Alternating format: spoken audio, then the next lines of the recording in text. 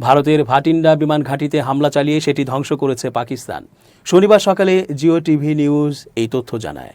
সংবাদ মাধ্যমটি পাকিস্তানের সামরিক সূত্রের বরাতে এই খবর প্রকাশ করেছে। জিও টিভি জানিয়েছে, ভারতের বিরুদ্ধে পাকিস্তান অভিযান পরিচালনা করছে। অভিযানে ফাতাহ মিসাইল সহ ভারী অস্ত্র ব্যবহৃত হচ্ছে। ভোরের দিকেই পাঠানকোট, উদমপুর এবং ব্রাহ্মোস ক্ষেপণাস্ত্র সংরক্ষণাগারে সফল আক্রমণ চালানো হয়েছে। সময়ের সঙ্গে সঙ্গে অভিযানের তীব্রতা বাড়ছে। এ সময় ভাটিন্ডা বিমান ঘাঁটি ধ্বংস করার ঘটনাটি ছিল বিশেষভাবে উল্লেখযোগ্য।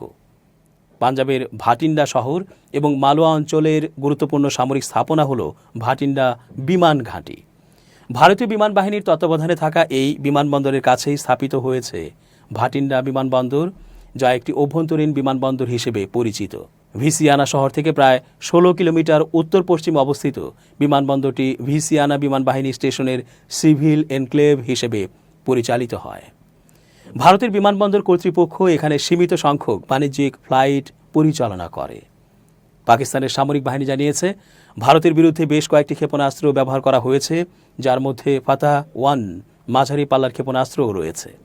এই অস্ত্রগুলো বিশেষভাবে সামরিক স্থাপনাগুলোকে লক্ষ্য করে ছোঁড়া হয়েছে। পাকিস্তান জানিয়েছে, বেসামরিক স্থাপনাগুলোকে লক্ষ্যবস্তুতে রাখা হয়নি। পাকিস্তানের সেনাবাহিনী দাবি করেছে, মঙ্গলবার মধ্যরাতে ভারতের হামলায় পাকিস্তানের বেসামরিক নাগরিকদের মৃত্যু হয়েছিল।